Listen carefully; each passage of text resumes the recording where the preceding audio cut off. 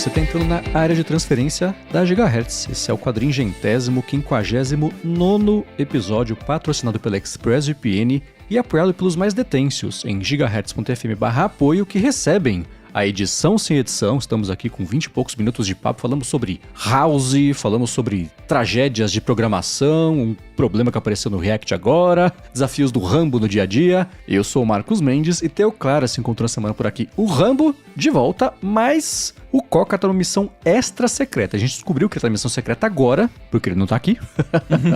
Mas cá estamos, eu e o Rambo. Tudo bom? Olá, tudo beleza. Essa época do ano é assim mesmo. Final de ano, as coisas apertam. Então, volta e meia, a gente não consegue unir o time completo.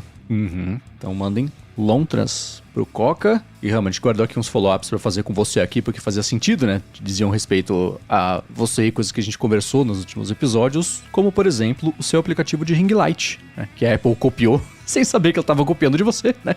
E o João Ferretti falou, cara, muito bizarro isso da ideia do ring light na tela. Porque eu tive esse problema há um tempo atrás e pensei em fazer um software para Linux, que fosse isso, né? Falou meu sistema operacional de conforto, mas aí desencanei por falta de tempo e eu tava usando o jeito gambiarra, que eu abri uma guia, uma aba About Blank, numa janela do Chrome, colocava em tela cheia e isso iluminava uma janela flutuante aqui, do tamanho que eu uso normalmente no meio da tela e pronto, resolveu, brilhava a cara dele, né, ao invés de usar o ring light. Mas agora que você vai lançar uma coisa assim, Rambo, ele falou, talvez eu faça um appzinho pessoal pra isso também.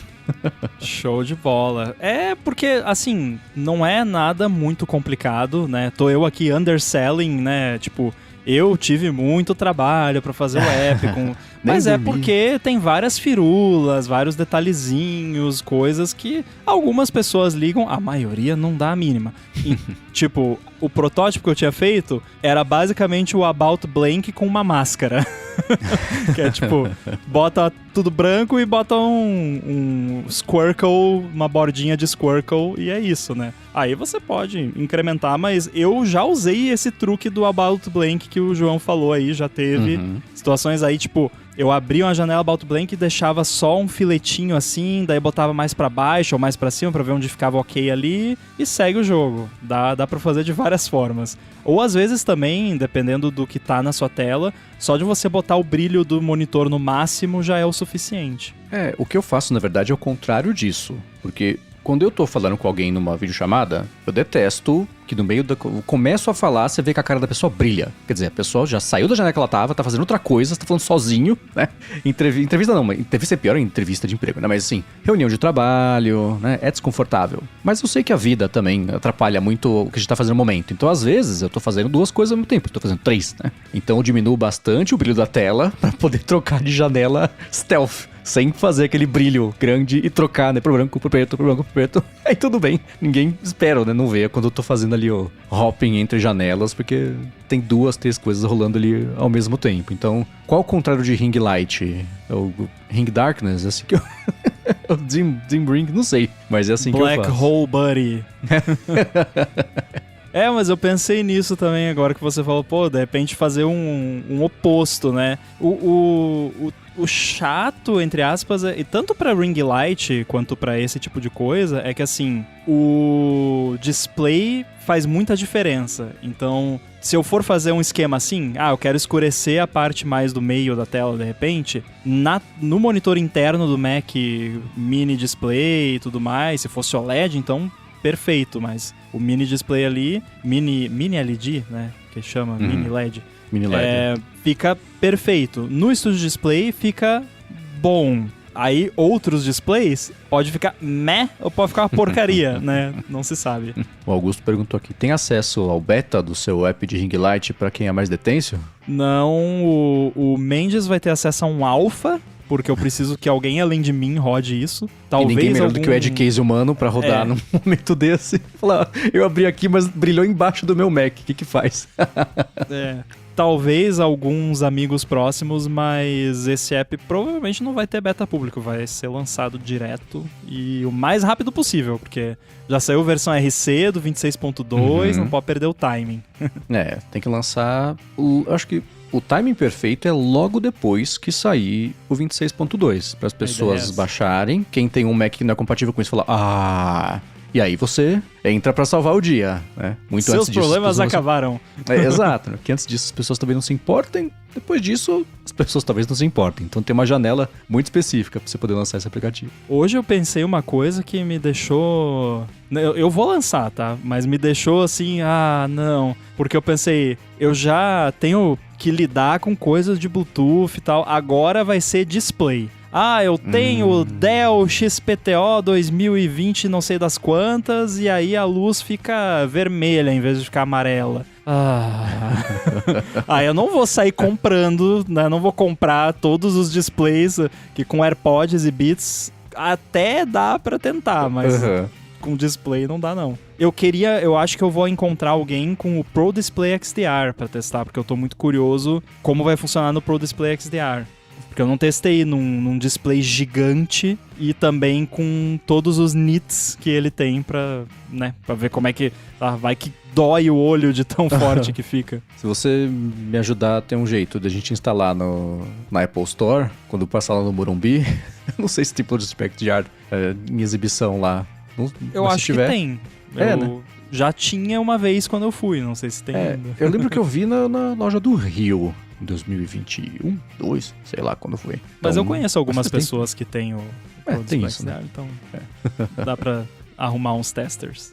Ou você coloca ali nos termos de uso. Se você está usando esse aplicativo as is. Eu fiz, conta e risco. Eu lancei. Funcionou. Na minha máquina funciona. Não me responsabilizo por monitores queimados. Você põe, se não funcionar, clique aqui. Aí abre um About Blank no navegador, pronto. Aí a pessoa não pode reclamar. Perfeito. Agora sobre a dica que o Arthur de Vigir, abraço pra ele, deu na semana passada sobre a conta MakerStations, que botava ali, né, foto inspiradora de workspace. O José Júnior falou o seguinte: que bacana, não conhecia esse MakerStations, valeu pela dica, e ele indicou os que ele acompanha, que são o Workspaces, que vai estar aqui na descrição, e também o Calm Setups. Também vai ter aqui na descrição para quem estiver a fim de mais inspirações para montar o cantinho, o puxadinho ali do trabalho, do home office, aquelas fotos que são sempre bem bonitas, né? Dá pra ter umas ideias legais. Eu gosto dessas fotos também, e eu concordo com o que você falou, tipo, são workspaces onde ninguém tá trabalhando, né? Foi organizado para tirar foto, mas ainda assim é bonito, dá uma paz. Sim, é o aspiracional, né? Vista-se pro workspace que você quer ter. Mostre quem você gostaria de ser trabalhando nesse lugar. No fim das contas é meio isso, né? Um dos meus favoritos, que eu não sei se já foi publicado num desses sites, mas enfim, ele postou no Twitter o do DHH, né? Que, tipo, ele tem um escritório com uma vista maravilhosa, aquele escritório da esquina, né? Com aqueles janelões de vidro, assim. Dá uma procurada enfim, se você procurar no Google vai achar, é bem bonito. Ah, sim. São Francisco, imagino. Eu acho que sim. Porque lá nem tem muita opção, né? Ou naquele prédio que parece o Super Bonder, em Palácio Super Bonder, aquele triangularzinho assim, ou é tudo meio por ali, né? Se for uma vista, não tem muita opção por ali. Sei lá, depois eu vou caçar. Se eu achar, eu coloco aqui na descrição. Agora teve uma outra coisa que o José Júnior falou, que ele deu uma dica de podcast. A gente falou de podcast semana passada, né? E ele falou o seguinte: queria indicar um tema que é fora aqui da bolha de tecnologia. O podcast é o Noites Gregas, que é pra quem curte história e mitos da Grécia Antiga.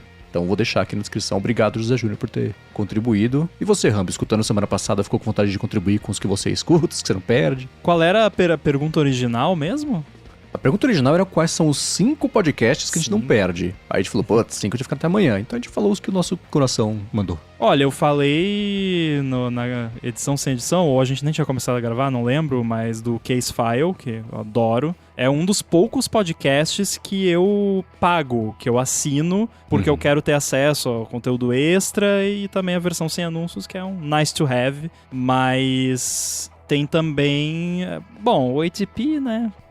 Também não perco nenhum. E, olha, o Upgrade é difícil eu perder também. Assim, às vezes eu não escuto todos os capítulos, às vezes tem algum assunto ou outro ali que não me interessa tanto, eu pulo, mas esses 3, com certeza, assim... Eu vou dar play no episódio, eu posso... Quer dizer, Case File eu sempre ouço do começo ao fim, porque é True Crime, você tem que ouvir a história inteira, senão não faz sentido. Mas os outros 2, eu dou play em todos os episódios e ouço pelo menos uns 30% das partes que me interessam ali. O ATP eu tenho pulado, assim, parte de carro, eu falo, cara, não quero saber, não interessa, eu pulo bastante, assim. Quando começa papo de câmera fotográfica também, eu falo, cara, se eu falar de 30 tipos de câmeras que eu não conheço, que eu não vou querer comprar, de vários tipos de lente que eu não vou querer comprar, e sobre a viagem da praia do Syracuse, que é igual do ano passado. Então eu pulo também, e que bom que eles estão falando sobre isso pra eles, pra quem curte. Exato, né, então eu tenho sido bem pouco conservador com o skip ali. Que é também como vocês devem ser. Tá achando chato esse assunto agora? Pula aí, tem capítulo pra isso. Ou se não tiver capítulo no seu player de podcast, Spotify, bota ali no 30, vai pulando até passar o assunto que não interessa. E bola pra frente. Exatamente. Eu tenho o dom de dar o skip certo, sempre preciso, exato, pra cair no pós aquele assunto, assim. Dá um orgulho. Boa. E sobre bebidas com café, o Walter falou o seguinte, quando estiver em São Paulo, minha recomendação é o Whiskeytino, que é do bar Resistência Pub, que fica na Moca. Falou, talvez a estética do bar não agrade a todos, mas eu garanto que essa bebida vale a pena. Falou que os bolinhos de mandioca e feijoada, cara, bolinho de feijoada é uma coisa gostosa, tem que usar também. São muito bons, e se ainda estiver pela Moca, recomendo passar no Moca Bar e tomar o Negroni deles, cara, o Negroni eu gosto. Que não vai café, mas é muito bom também. Eu fico me perguntando, é um Negroni especial deles, uma receita diferente, ou é o Negroni clássico, mas eles fazem muito bem feito? Boa pergunta. Eu imagino que seja um Negroni clássico muito bem feito. Tem lugar que é mais metido a besta, que são os que eu mais gosto, tá? Não é uma crítica.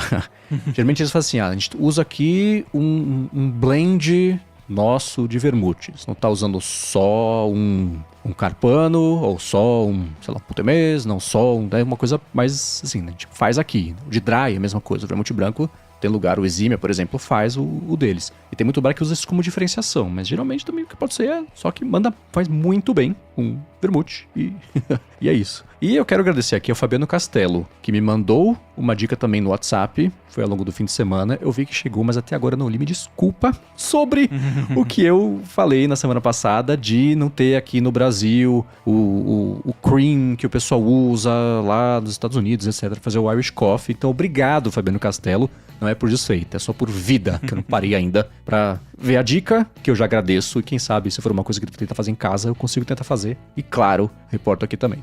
Boa. E também, sobre café, o Henrique Félix falou o seguinte: Marcos, sou barista certificado na Austrália, falou que fez certificação por hobby, e tenho mais experiência com descafeinado do que com os cafeinados. Eu falei semana passada, né, sobre como tô percebendo que se eu tomo café lá do meio da tarde, isso já começa a influenciar que à noite, meu pique, etc. Evito de tomar café na gravação do DT. Hoje, de novo, tô tomando café, mas eu tenho tentado evitar. Ele falou o seguinte: posso te dizer, dá pra tomar um belo descafeinado com notas de sabor e às vezes superiores do que muito café dito de qualidade. Falou que a grande questão é que a ciência por trás do bom café descafeinado é mais complexa e mais precisa também do que do café cafeinado, por questões físico-químicas. E isso levaria um episódio inteiro para explicar. Ele fala que em relação ao sono, o ideal é tomar a cafeína até por volta aí das 3 da tarde e não mais do que o equivalente a 4 shots de espresso por dia, de 16 a 18 gramas de café por shot, já que os efeitos da cafeína duram de 5 a 7 horas no corpo. A quantidade final do líquido não importa muito e tudo depende da quantidade de grão de café e da cafeína que tem neles, né? Falou que um latte, por exemplo, tem cerca de 250 gramas, mas só 18 gramas são de café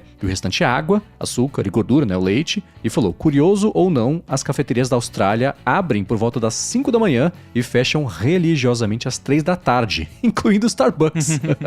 E ele falou que serve um descafeinado quando for pela Austrália. Obrigado, quando for pra aí eu vou cobrar. Boa, eu vou até ofender o Henrique por fazer esse comentário, porque, né, fez curso de barista e tal, apesar de ser só por hobby, algo que eu pretendo fazer um dia também. Mas eu sempre tenho aqui em casa um packzinho de cápsulas de Nespresso descafeinado. Porque às vezes eu tô afim de tomar um café pelo sabor, só pra matar a vontade de tomar um café, mas eu não quero correr o risco da cafeína causar problemas. E aí eu faço um desses, geralmente final da tarde, que aí já passou do horário limite. Que pra mim o horário limite, assim, eu sei que na prática isso que eu estou falando não muda a ciência da coisa, mas assim, pra mim, né, na minha experiência, se eu passo das 5 da tarde, tomo café depois das 5 da tarde, eu percebo de fato que prejudica o sono. Então, pra mim, o limite é 5 da tarde, mas esse limite das 3 da tarde, de fato, é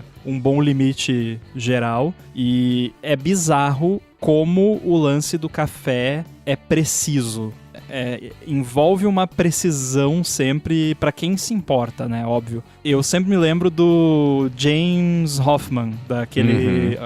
aquele cara maluco, né, barista, que é muito engraçado. Ele sempre prova o café e ele sempre faz uma cara de nojo quando ele tá provando. Parece que toda vez que eu vejo ele provar um café, parece estar odiando o café, mas não é nem sempre. É só a cara que ele faz pra analisar o café.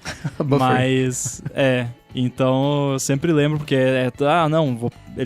ele faz o expresso em cima da balança pra pesar a quantidade de pó, de água. É bizarro. Eu acho fascinante. Quero aprender mais sobre isso. Um dia eu vou fazer um cursinho de barista. E só um follow-up em tempo real, Fabiano Castelo falou sobre como no sul é comum encontrar nata, que é um creme de leite fresco e bem firme, que falou que em São Paulo não é tão mainstream, mas tem outro mercado, etc, que eu posso procurar. Vou procurar. Se der certo, eu reporto aqui. Obrigado, Fabiano. Desculpa por ter esquecido e ignorado e só agora eu tô respondendo, mas pra todo mundo, olha só. Então, muito obrigado. Eu lembro de lá em casa sempre ter nata na geladeira. Eu lembro que passava no pão, a mãe usava pra fazer, sei lá, cobertura de bolo, alguma coisa assim. Então, é algo bem corriqueiro no Rio Grande do Sul, pelo menos. Eu achava que era uma coisa do Brasil, mas aparentemente é mais do Sul. Engraçado que, assim, nata, eu remeto... Eu posso estar completamente errado. Já viu aquele filme Dogtooth? Que são duas jovens que nunca saíram de casa. Elas têm um irmão também, eu acho, mas o pai e a mãe cuidam de casa, então elas aprenderam só a referência deles, acho que é meio mito da caverna, né? E quando eu era criança, por que eu tô falando isso? Porque era criança, minha mãe fazia, sei lá, leite quente. E aí fazia o que a gente reconhecia como nata ali, que ficava flutuando uma película, um filme, não sei que diabo é aquilo. Então, pra mim, nata, a minha referência é que é uma coisa indesejável do leite, sabe? Então, não sei nem se é mesmo nata ou se a nata que dá pra comprar no mercado é diferente disso. Eu vou tentar explicar a nata aqui, mas eu vou fazer... isso aqui, inclusive, spoiler, é uma ideia de um episódio do Lado B, que é a gente explicar coisas sem pesquisar. Então, se eu tiver errado, não me julguem. Mas eu acho que isso que você está falando, que conhece por nata, que é o que separa ali quando você ferve o leite, é nata, de fato. Porque o leite é uma emulsão, então a gordura e a água estão misturadas ali, emulsificadas, e quando você ferve, você separa um pouco e aquela gordura de fato é a nata, só que eu imagino que a nata que você compra no potinho não é dessa forma que ela é extraída, deve ser, eu sei que tem um lance que se você bater a manteiga, ela separa e vira outra coisa. Se você bater chantilly tempo suficiente, vira manteiga. Leite é uma bruxaria. Essa é a moral da história. Então, especialistas em laticínios, mandem mensagem pra gente. Vai ter alguém que vai, eu trabalho numa fábrica de nata, vou mandar um pack pro Mendes. Pode ser. Então, vamos ver se a gente aprende alguma coisa disso. A DT sempre surpreendendo com o que a gente aprende aqui a cada episódio. E sobre pagamento em transporte público com Apple Pay, a Primansur falou o seguinte: eu também tive problemas com a não identificação de débito ou crédito em cartões que são múltiplos. Eu percebi que, por padrão, eles jogam no crédito. Só que uma vez eu passei um cartão múltiplo no trem do Rio de Janeiro e esse cartão só tinha a função débito ativada. Quando passou, automaticamente foi criada a função crédito do Itaú, que eu não tinha solicitado e me cobraram anuidade. Que horror. Tive um transtorno, mas consegui resolver com o banco depois. Que loucura. Cara, ativar assim, né? Tudo bem que eu entendo que você está numa situação em que a prioridade é fazer passar. Depois você resolve. Sendo assim, imagino que ela tinha uma conta já há um tempo, não criou ontem e saiu pra gastar uma coisa dessa. Mas, né, criar o cartão pra isso, depois começar a cobrar anuidade, aí não, né? Programador tem... A galera que trabalha com web tem uma máxima que, assim, se o método da chamada for get no HTTP, não deve ter efeitos colaterais. Eu imagino que quando você passa o seu cartão, o único efeito colateral aceitável é cobrar dinheiro da sua conta. Que é o que, né? Agora, você gerar um novo serviço que não tinha antes e contratar um serviço, né? Deve ter lá, quando você assina os termos da conta, do cartão, pipipi, deve estar lá, nos reservamos o direito de habilitar o recurso de cartão de crédito e cobrar anuidade quando a gente bem entender e você se vira aí. Mas é o tipo de regra que você pode até assinar, mas que eu acho que no tribunal não se sustenta. A gente fala, não. Cara, pelo amor de Deus, né? Você sabia que estava errado. É. Nossa, mas curiosíssimo. E também sobre isso, o Henrique Félix, lá da Austrália, falou o seguinte, que eu aprendi usando 2 cartões de crédito de bandeiras diferentes no transporte público, em lugares diferentes, é que depende de como a cobrança do sistema de transporte é feita e de como cada banco faz a cobrança. Ele falou que onde ele mora, que é em New South Wales, né? Na Austrália, ele falou NSW. O sistema cobra por distância, mas com um teto de valor diário e semanal por pessoas e por cartão também, né? Então eles dão um ping no cartão, cobra $1 na entrada e depois de alguns dias cobra um valor total das viagens daquele dia. Ele falou que na China a cobrança é feita por distância, mas é cobrada em cada saída. Na Bulgária é na hora de entrada. Então no fim das contas, acho que vale muito, ele fala, né? O sistema local, do sistema bancário e como ele tem confiança de que as pessoas vão honrar ali o compromisso e a cobrança. Faz sentido. E sistema de transporte é um outro exemplo do porquê a humanidade nunca vai curar o câncer. Eu sempre falo, eu brinco com isso, porque é louco como cada país tem mesmo a sua regra, o seu jeito. Tem países que é pra gente, né? É estranhíssimo do tipo, você emite, vai na maquininha, você paga a passagem, ela te dá um ticket e você entra no trem. Não tem catraca, não tem nada, você pode muito bem só entrar. Porém, pode ser que brote a polícia do trem ali e peça pra ver o ticket de todo mundo. Aí se você não tiver, aí você recebe uma multa e tem vários problemas, né? Tem lugar que você compra o bilhete, mas pra ir no trem, ou no metrô, enfim, né? No ônibus, você tem que ativar o bilhete. Se você estiver com o bilhete e ele não estiver ativo, também você é multado e etc. E eu lembro onde que foi. Eu acho que foi em Budapeste, que eles tinham 3 linhas de metrô. Cada linha era uma passagem que você precisava comprar quando você fazia baldeação. Nossa senhora. E elas se juntavam em um único ponto. Então você tinha uma linha que era, sei lá, uma horizontal, uma vertical, uma transversal. E só em um ponto né, a baldeação era só por lá. E aí você tinha que comprar e geralmente era ali que tinha a polícia do trem, do metrô, pra poder ver se você tava ou não. E a multa era, sei lá, 300 vezes o preço da passagem. Era uma coisa meio absurda, assim. Uma vez eu tava na Itália e saindo do trem, tinha lá uma fila de policiais, assim, e meio que pescando, e o pessoal meio desviando, e eles tentando pescar as pessoas ali. Era voltando de Pozzuoli pra Nápoles. Nesse dia, assim, que bom que eu estava bem informado e estava tudo certinho e não tive problema, mas é nessa que turista se ferra, porque como é que você vai saber que você tem que comprar uma passagem nova cada vez que você vai fazer uma baldeação em Budapeste, que o idioma também é do capeta, não teria o que fazer, né? Você vê aquela placa, não faz o menor sentido, parece uma senha segura, então é difícil. Cara, existe alguma outra explicação além de isso é feito para as pessoas fazerem errado e eles ganharem dinheiro com multa? Nesse caso, não, assim. Eu não sou aquela pessoa que fica falando de indústria da multa, não sei o que, né? O pessoal adora falar do trânsito no Brasil, da indústria da multa, enfim. Não mandem e-mails, não quero ouvir sobre isso. Mas isso aí, poxa, você pagou o negócio. Ah, não, mas você não validou, não fez o furinho ali no cantinho, então, sabe?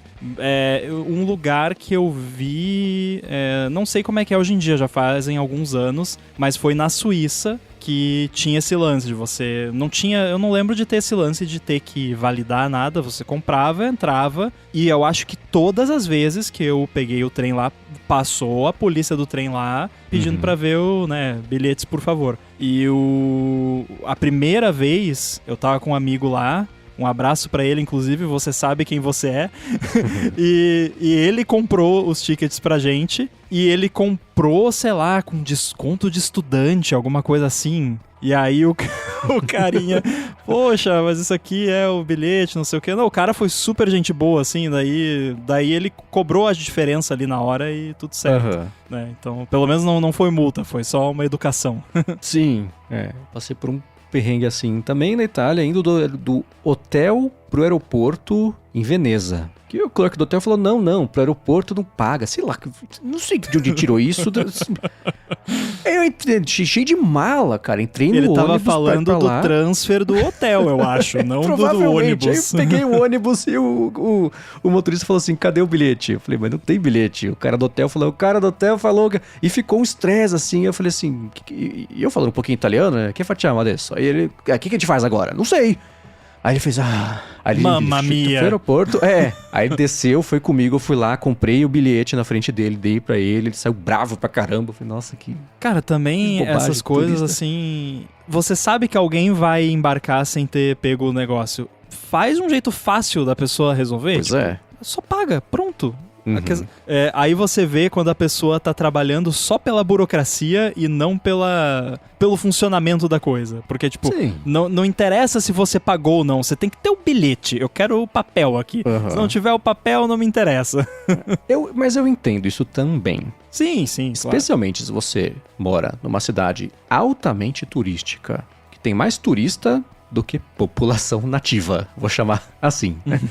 Turista é perdido. Assim, certamente alguém que fez essa bobagem que eu fiz, fez isso 2 horas depois, fez no dia seguinte, fez hoje. Então eu entendo o saco cheio, porque no fim das contas o cara não tá lá porque ele quer contribuir para o trânsito urbano. O cara tá lá pra pagar boleto no fim do mês. Eu entendo 100%. Eram 5 da manhã. O cara ele deve ter pensado no ganho suficiente pra lidar com isso, sabe? É o que eu falo pro Rafa do pessoal de imigração. Eu falo, cara, o cara passa o dia inteiro aqui lidando com gente perdida, que o cara pede 10 vezes pra pessoa fazer algo simples, como dar um passo pra trás e a pessoa não faz. Eu ia estar gritando na segunda pessoa já. Pois é. E o Bigoni falou aqui, eu já caí nessa de ativar o bilhete em Berlim. Falou, levei chamada mesmo com os tickets comprados, mas que não teve multa, pelo menos isso. E uma chamada em alemão deve ter doído. Pois é, um elogio em alemão já deve doer. E faz umas semanas, o Renato mandou uma mensagem reclamando do desconforto com as borrachinhas dos AirPods 3, e ele falou, quero agradecer ao Rambo pelas dicas. As menores me incomodavam, então testei o tamanho maior, no meu caso o M, e apesar do desconforto inicial, depois de 2 semanas elas estão bem mais confortáveis. Te mandou um abraço. Muito obrigado pelo update, Renato. Fico feliz que tenha funcionado. Eu acho que a gente matou a charada, pelo menos para a maioria das pessoas. A tendência das pessoas é tentar um tamanho menor, mas muitas vezes o tamanho maior é o que resolve e não o tamanho menor. No seu caso, Renato, pelo que você falou aqui, que elas estão bem mais confortáveis, ainda me passou uma sensação que talvez ainda não esteja lá, não chegou ainda no ponto que você queria de conforto. Então eu sugeriria até testar o tamanho G, pra ver, testa ali por 1 semana, de repente, e aí se não rolar, volta pra M, que agora já tá amaciada, já tá no formato do seu ouvido, mas que bom que melhorou e, de novo, fica a dica, se você tá tendo desconforto, experimenta um tamanho maior e não um tamanho menor. Boa. É uma boa distinção, ele falou que tá bem melhor, não falou assim, nossa, perfeito, resolveu, não falou que melhorou. Então acho que é uma boa dica fazer isso. Eu tô curioso, fim do ano agora eu vou comprar esses AirPods novos. A Lari vai ter que comprar fone de ouvido também, porque ontem os fones dela morreram porque o Gatorade abriu na bolsa. Imagina o estrago. Nossa, isso é puro sal. Só fone de ouvido, não, você tá com um bando de coisa. Eu tava corrói bem bravo. tudo. Assim, eu acho que bolsa no lugar de Gatorade, mas eu não vou falar isso. Não tem problema demais pra lidar na vida. Agora, sobre ruído no ouvido ao dormir, o Alisson Menezes falou o seguinte: eu tive meningite quando era criança e desde sempre fiquei com um ouvido parado e o outro normal, porém com um ruído, um zumbido 100% do tempo, como se fosse o barulho de um morcego em ambientes silenciosos. Ele falou, no meu caso, o barulho do ventilador no 3 ajuda a dormir. Mandou umas risadas, falou abraços e observação. Por ironia do destino, trabalho com mixagem de áudio para bandas. No caso, ele falou, usa uma ferramenta de RTA para auxiliar aí na vida. Tem um lance que existem vários casos, né? Talvez é um viés de seleção, que chama, que existem vários casos de pessoas que têm algum problema sensorial e trabalham numa área onde, tecnicamente, aquele problema seria um problema. mas a pessoa é muito boa naquilo. Eu acho que às vezes, por ter uma deficiência naquela área, a pessoa compensa e acaba sendo melhor do que a pessoa que não tem aquela deficiência. E que pode ser o caso aqui. Agora, o que são ferramentas de RTA? É uma excelente pergunta. Pergunta pro ChatGPT. Enquanto isso, eu acho que a gente pode comentar o que eu descobri essa semana, graças ao TikTok, que eu jurava que era coisa de TikTok, mentira, quando eu vi, mas não é, que é o Tinnitus Objective, né, uma coisa assim. É zumbido objetivo, supostamente, em português. Gente, eu vi, era no TikTok, era um vídeo, era de um médico, supostamente, o vídeo, e tinha um cara, o paciente, mostrando assim o ouvido dele. E aí o médico mexia no ouvido dele e fazia o barulho de uma cigarra, parecia que... Aí eu pensei, nossa, tinha uma cigarra entrou no ouvido do cara, e aí ele explicou que era esse, né, zumbido objetivo aí. E aí não, isso é mentira, não é possível. Eu fui pesquisar, existe, é um zumbido que outras pessoas conseguem ouvir. Não só a pessoa que tem o problema, porque é algo físico mesmo, às vezes é alguma coisa vascular ou alguma coisa muscular, e acaba que gera um ruído e outras pessoas conseguem ouvir o ruído que a pessoa que tá ouvindo com certeza ouve bem mais, né? Porque tá dentro dela, basicamente. Nossa, muito bizarro. O corpo humano sempre surpreendendo. Ó, ChatGPT me falou que RTA, que é de Real Time Analyzer, é um equipamento ou software que mostra em tempo real a distribuição das frequências de um som, grave, médio e agudo, e a intensidade. Gera um gráfico de espectro que ajuda profissionais a avaliar como o ambiente ou dispositivo está reproduzindo o som. Então, o Alisson aprendeu a enxergar o som. Exatamente. Isso conta como sinestesia? Boa pergunta. Sinestesia objetiva? Pode ser, hein? Pronto. Porque ele tá de fato vendo, né? De Exatamente. Verdade. Não é só uma alucinação. E a gente falou recentemente sobre os nossos LLMs favoritos, e o Guilherme Melindi falou o seguinte: OpenAI declara Code Red, que rolou nessa semana, né? Isso foi uma resposta do Sam Altman internamente ao fato do Google ter basicamente alcançado eles no estado da arte com o Gemini, e dos dois estarem meio que num teto do que dá pra fazer com essa arquitetura, com tanto de energia e de poder de computação que existe e materiais pra treinar na face da Terra, né? Então ele sabe que ele falou assim, podem esperar agora headwinds, né? Uns ventos transversais de investimento, assim, deu ruim pra eles, né? O Google alcançou, basicamente é isso, né? Então o Guilherme falou, OpenAI deu o Code Red, né? Eu também usava o ChatGPT, mas depois de usar o Gemini ficou incrível a diferença. Falou que o ChatGPT parece um brinquedo amador atualmente comparado com o Gemini. Aí ele conclui, espero que melhore porque eu fiz inscrição anual do GPT, tá aí o primeiro erro. Esse tipo de coisa você não faz inscrição anual, né? Por causa disso, né? E gosto mais de experiência de usuário, né, do ChatGPT, mas em termos de resposta, o Google ultrapassou, mandou abraços e um abraço pro Adorno. Abraço, Adorno. Olha, interessante, viu? Sabe que eu nunca nem cogitei em usar o Gemini pra nada de código, mas agora, com esse feedback do meu xará aqui, eu vou dar uma testada, porque essa questão de parecer um brinquedo, o ChatGPT para o dele, me deixou bem intrigado, porque eu falei antes aqui que o ChatGPT, o 5.1, tem feito coisas maravilhosas para mim em Swift. Então, vamos ver, eu vou dar uma testadinha no Gemini e aí eu conto o que eu achei. Mas eu tenho certeza que, por melhor que ele seja, eu vou continuar usando o ChatGPT por causa da experiência de usuário, assim como o Guilherme falou, porque não dá. O app da OpenAI para Mac é muito bom. É surpreendentemente bom. E as interfaces do Google, de um modo geral, são bem mequetrefezinhas. Então vai ser difícil eu migrar. Se eu pudesse usar o Gemini com a UX do ChatGPT, talvez. Semana que vem, Gemini Buddy no App Store próxima de você. Agora, eu não sei se foi com você ou se foi com o Arthur que a gente falou que eu tô com um problema no app do ChatGPT de Mac, que eu aperto Option Espaço e saio digitando. Mas o foco não tá na caixa de texto. Então, eu aperto Comando Espaço, começo a digitar, faz...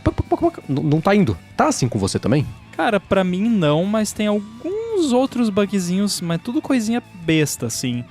E na verdade tem um deles, até se alguém estiver passando por algo parecido, me conta. Isso vocês podem mandar e-mail, tá? garas.fm/feedback. Eu tenho um bug que acontece especificamente no ChatGPT e no CleanShot X.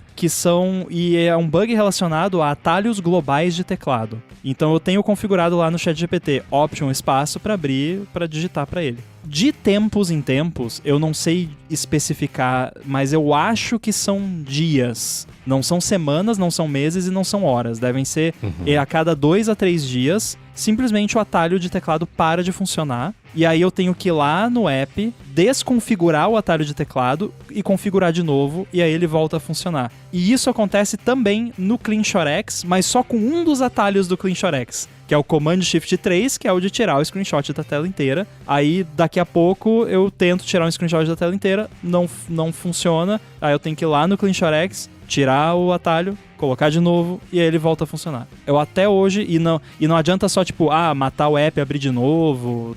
Tem que ir lá e recadastrar o atalho, e lá na interface o atalho consta, tá lá o atalho, como se tivesse configurado. Mas não funciona até eu tirar e botar de novo. Eu não sei o que é isso, e só acontece com o app do ChatGPT e o CleanShotX, porém também eu acho que são... Não, são os únicos 2 apps que eu tenho atalho global de teclado, fora o AirBuddy, e no AirBuddy nunca aconteceu.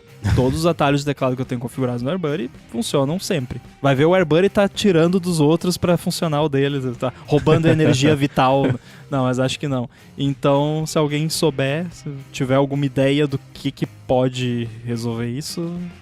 Eu suspeito que seja alguma coisa do meu Mac de preferência escondida, antiga, que faz muitas décadas que eu não faço um reset geral das coisas do Mac, então deve ser alguma coisa que sobrou. Esse problema eu nunca tive. Faltam poucos pra eu ter. Esse é um deles. Isso nunca rolou pra mim, não. Mas tá muito chato no piloto automático e não consegui digitar e tem que apertar. E apertando o tab, aí sim o foco do texto vai pro campo de digitação. Então ele tá indo pra algum lugar que não é dentro do app, mas que não é no campo mesmo. Já foi atualizado o app do ChatGPT, não é isso. Hoje eu atualizei o beta, né, pro Release Candidate. Não resolveu, não desprendeu nada que pode estar preso ali. Então, sei lá, vou mandar um feedback pra OpenAI, mas eu não suspeito que isso vá... Que se fosse uma coisa mais endêmica, acho que eles teriam corrigido já, porque isso... O objetivo de você ter um atalho de teclado é você ativar o atalho e sair digitando, né? Se envolver um pedágio, mata o propósito. Então, tentar investigar o que acontece. Eu ainda tô no Sequoia na maior parte do tempo, então...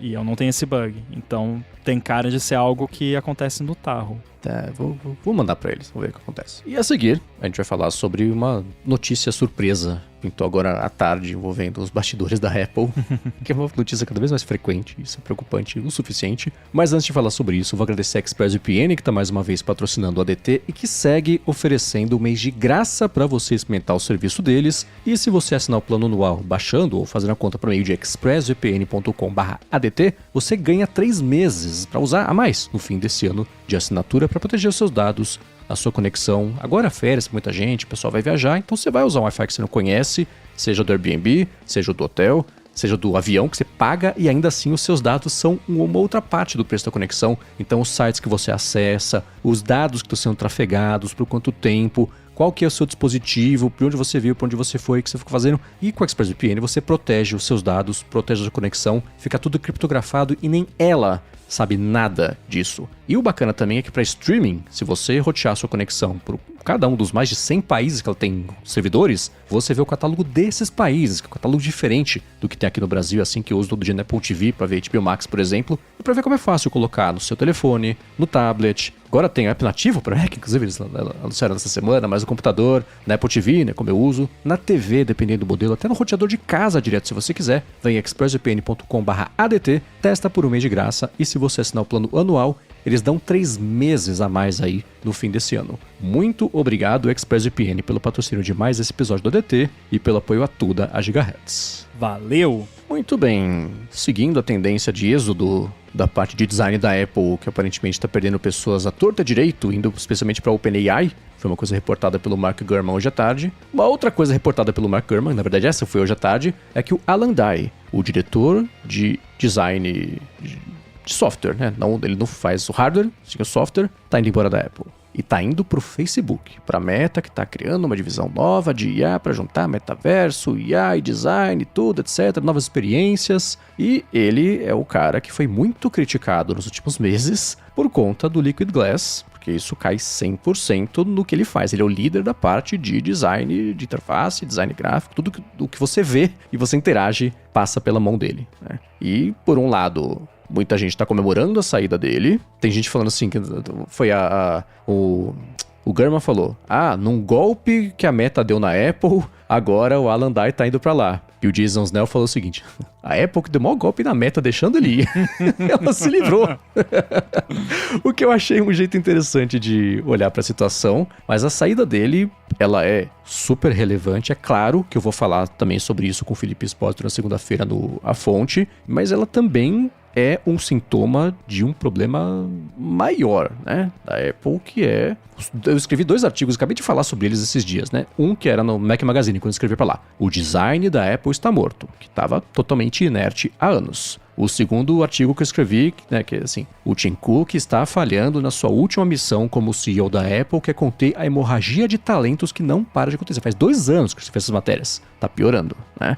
A gente viu a saída do John Gianandrea, o líder de IA, né, que já estava aí marcado faz tempo que ia sair, mas vai se aposentar, isso no finalzinho desse ano, vai ser substituído por um cara que veio da DeepMind, passou pela Microsoft voando, nem esquentou a cadeira, ele já saiu de lá e tá indo agora pra Apple. A saída do Jeff Williams, diretor de operações, trocou o cara da grana também. E isso é a parte de design, a parte de software, engenharia, pesquisa, um monte de gente indo pra Meta, pra Anthropic, pra OpenAI, né? Os designers todos também, que eram colegas do Ivy, estão de volta com o Ivy na OpenAI pra fazer lá o hardware que eles estão fazendo. E a Apple, no meio disso tudo, assim, não para de perder cabeças, talentos. Algumas pessoas são comemoradas, como é o caso do Alan Dye indo embora, mas ainda assim evidencia que a Apple não tem nem divisão de design mais.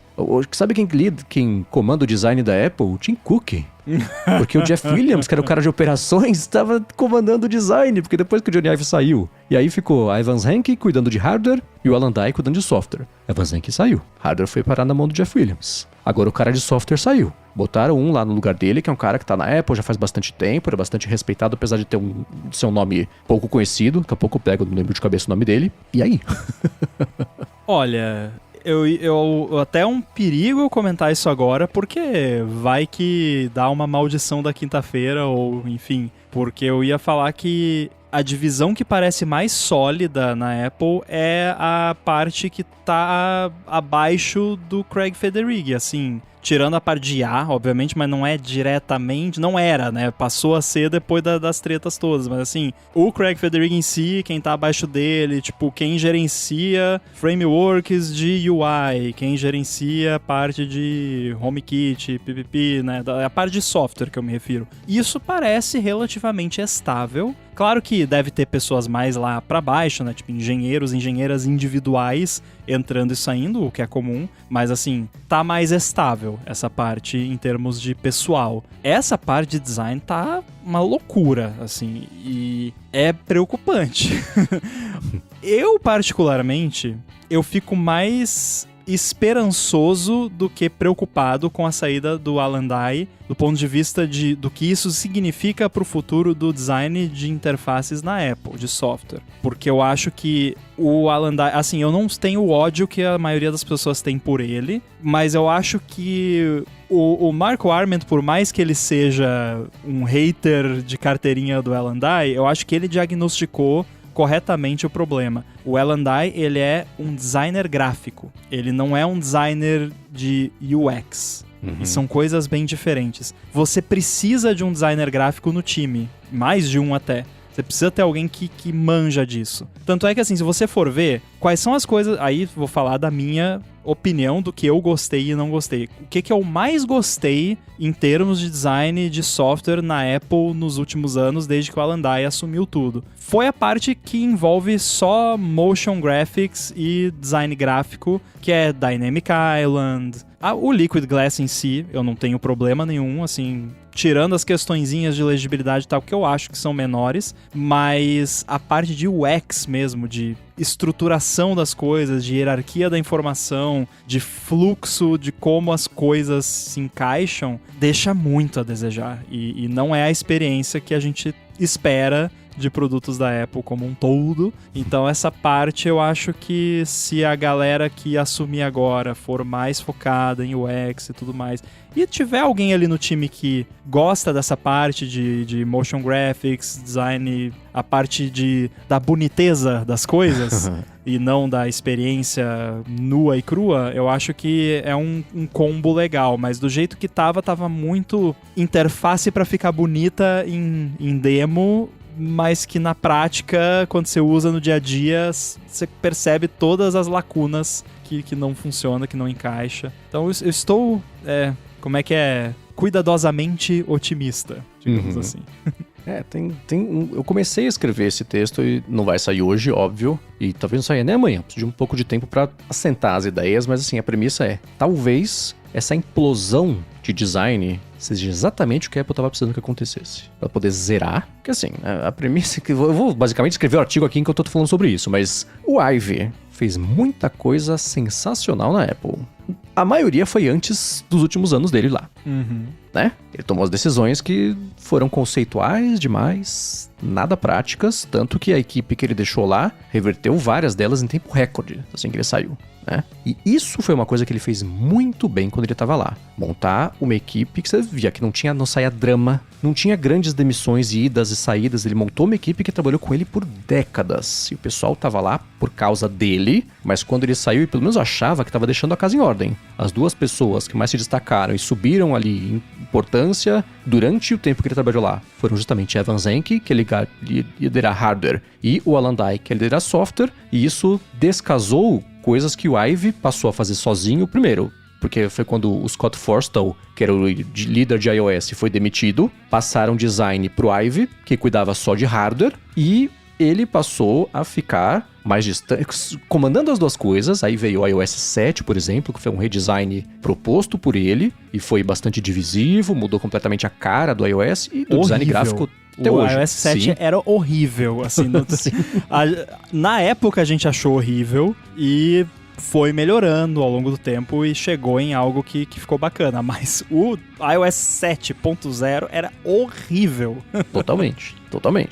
E ele passou anos fazendo as duas coisas e depois que ele saiu, não tinha alguém pra fazer as duas coisas, dividiu de novo. Hardware com uma pessoa, software com a outra. Né? E aí, isso que eu comentei, a Evan Zenke, que era a líder de hardware, ela saiu, pelo menos no processo lá, que foi aberto, quando a OpenAI anunciou a I.O., aí a empresa chamada I.O. processou, e aí a Evan Zenke precisou mandar uma carta lá pro juiz, e ela contou que eu saí da Apple, não tinha nada a ver, tava quieta aqui no meu canto, ia fazer outra coisa, conversei com o Ivy, ele chamou pra ir pra lá, aí eu fui. Mas tá ela, tá o Tang Tan, que é um cara que acabou ficando famoso depois de ter saído da Apple, porque ele fez muita coisa na Apple, muita coisa relevante. Saiu essa matéria agora, né, que a OpenAI tá contratando um bando de gente de design da Apple, que ela não para com essa hemorragia de talentos de lá, né? Mas o ponto disso tudo né, voltando aqui ao argumento do artigo, né?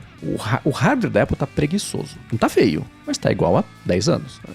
E isso volta para o que eu escrevi lá no Mac Magazine. Você pegava, cara, época de iMac. Pensa na evolução do design do iMac. Todos são clássicos e reconhecidos por serem bonitos. Duraram o quê? 3, 4 anos? E troca. Durou, legal, bonito, bacana. Troca. iPhone, pensa no primeiro iPhone. A sorte deles é que eles têm uma base sólida. Esse é o lado bom, né?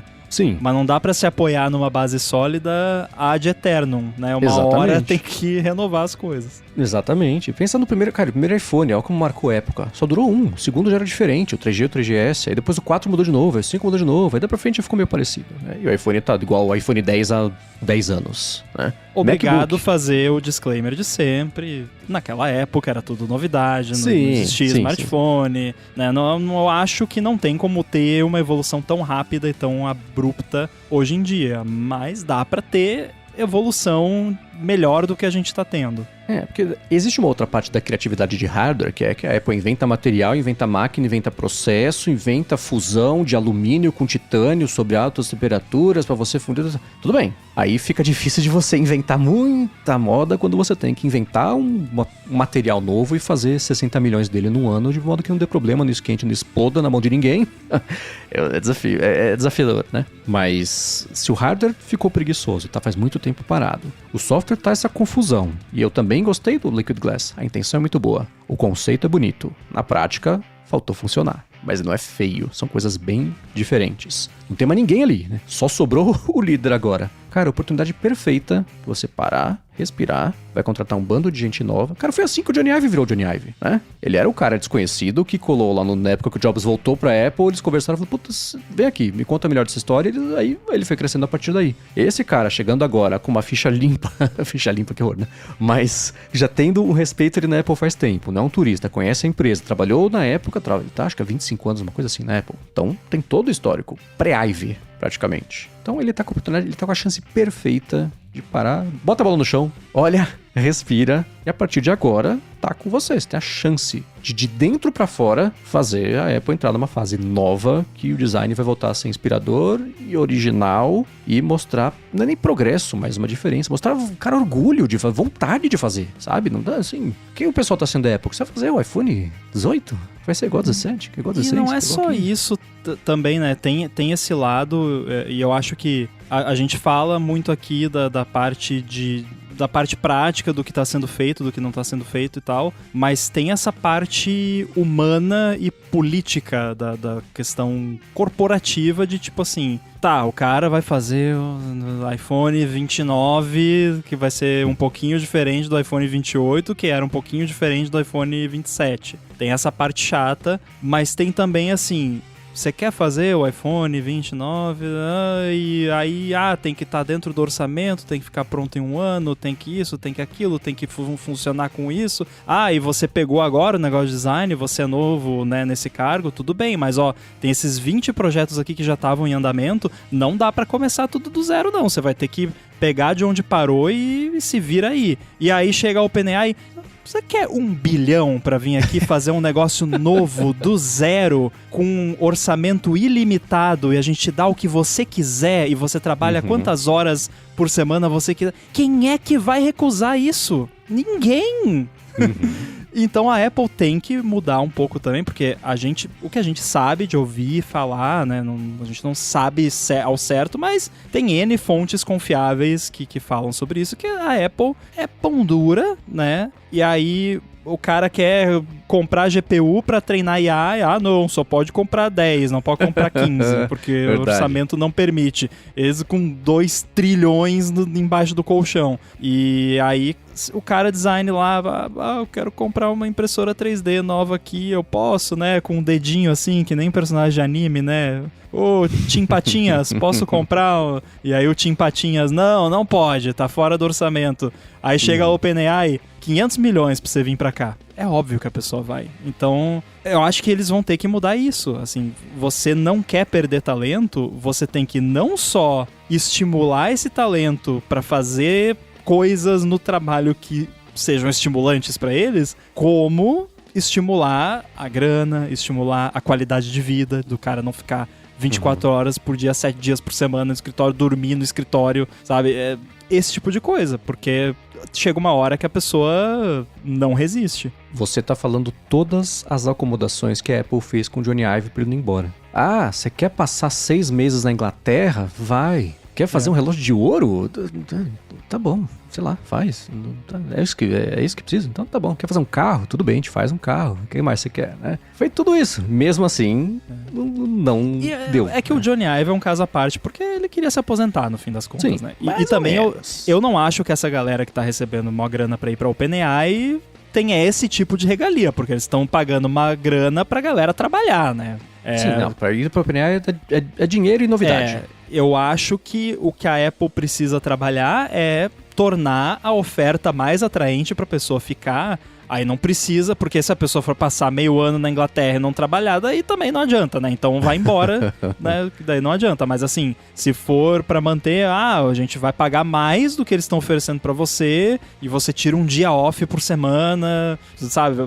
Mimos, pequenos mimos que ainda permitam a pessoa produzir o quanto que precisa produzir, diminui a burocracia, sei lá. Porque tem isso também, você vai trabalhar numa empresa do nível da Apple, é uma burocracia sem tamanho. Pra você, você tem pô, tô trabalhando aqui nesse projeto, entrou o carinha novo ali que agora vai... Até o cara conseguir acesso para poder ter o acesso ao projeto, tantos NDAs que ele tem que assinar, o jurídico, não sei o quê, já passou uma semana e o cara nem sabe do que você tá falando ainda, porque você não pode falar porque ele não assinou o NDA, ou o NDA não foi validado, sabe? É muita burocracia, tudo demora muito, tudo muito lento. Aí a pessoa vai trabalhar numa OpenAI da vida, que não é mais uma startup exatamente, mas ainda assim é muito mais lean, né? Muito mais rápida.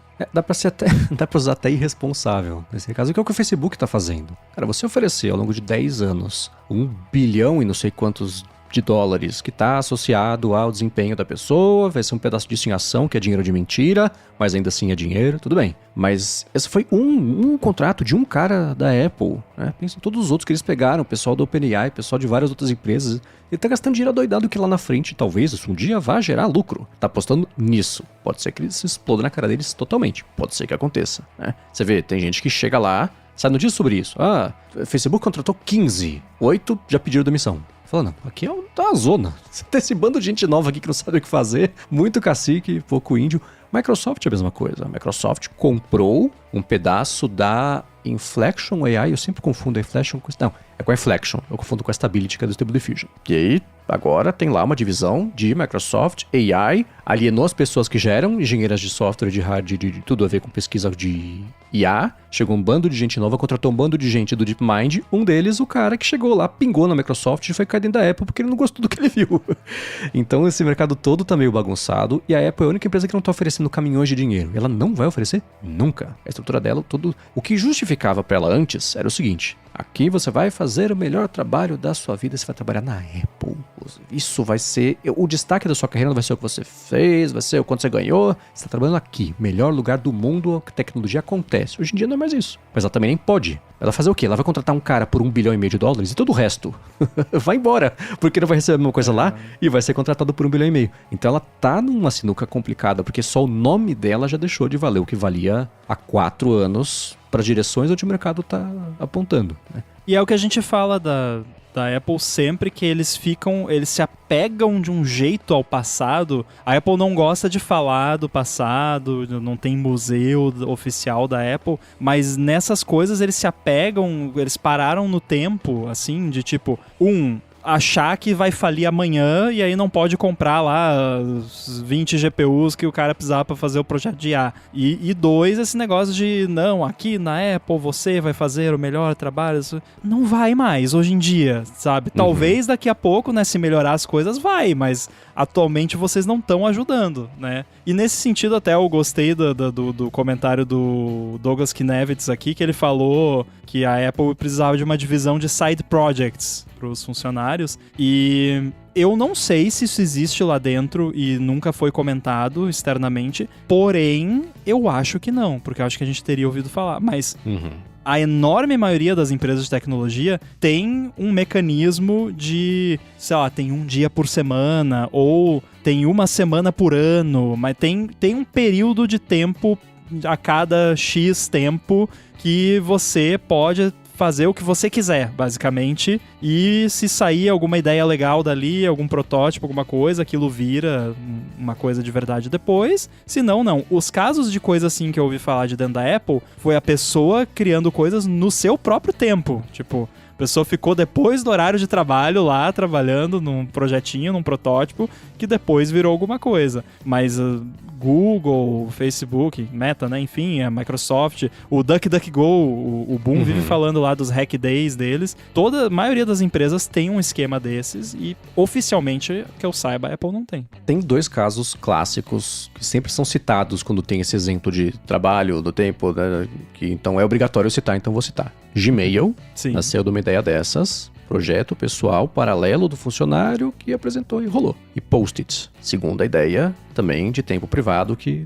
Orkut também foi assim, não foi? Orkut, sim. Orkut que era o fulano Orkut, né? Era o nome dele. Então, tem... É claro que não dá pra Apple fazer isso, mas é só pra reforçar aqui esse ponto sobre você... fechar e olhar pra dentro e isso ajudar os projetos pra fora. Tem a empresa de design do Stefan Sagmeister, aquele designer austríaco que eu adoro. Ele, uma vez a cada X anos, fecha a empresa por 1 ano, para que todo mundo que trabalha na empresa se dedique a projetos pessoais. Continua pagando salário, então não dá pra... De novo, não acho que essa é a solução pra Apple, nada a ver, tá? Deus o livre.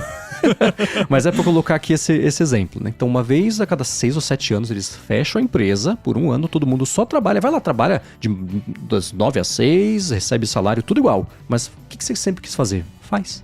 Não sabe o que fazer? Tudo bem. Vem aqui hoje, amanhã, depois, pensa, rabisca, daqui a pouco sai alguma coisa. E nas palestras, já fui numa palestra do Sagmaster, ele fala, cara, o salto de qualidade, de criatividade, de vontade que a gente percebe cada vez que a gente faz isso, a gente não chegaria nessa mesma qualidade se a gente trabalhasse por 10 anos seguidos. Porque é uma outra recarga, é uma outra coisa. Não dá pra fazer na Apple. Não tô falando que essa é a solução, mas dá pra entender o que eu quero dizer com isso, né? Você achar uma forma de motivar. E você, cara, design é criatividade, é expressão, é sensibilidade, é vontade, né?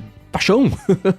Você não tá fazendo... Eu não quero comparar com nenhuma outra profissão, porque eu vou negar que a profissão tem isso, toda profissão tem isso. Mas design é isso. Né? Você vai fazer, por meio do que tá na sua cabeça, uma outra pessoa sentir alguma coisa, geralmente, ultimamente sinto raiva, mas sentir alguma coisa com o que você imaginou, o conceito, né? É o contato que a pessoa vai ter. Ela vai pegar o design de hardware e vai olhar, vai interagir, design de software, design de interface, user experience. É a parte mais legal. Você tem que ter esse tesão de fazer o negócio. Senão, cai no que tá acontecendo, né?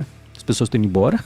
O Alan Dye tá deixando pra trás. Eu vi alguém postou, tá aqui uma cena exclusiva do Alan Dye indo embora da Apple. O Joe Gruber até repostou isso, que é aquela cena do filme mentiroso do Jim Carrey, que abre a porta do elevador, tá todo mundo fazendo, tampando o nariz, aquela cara de nojo assim. O Jim Carrey fala assim, fui eu!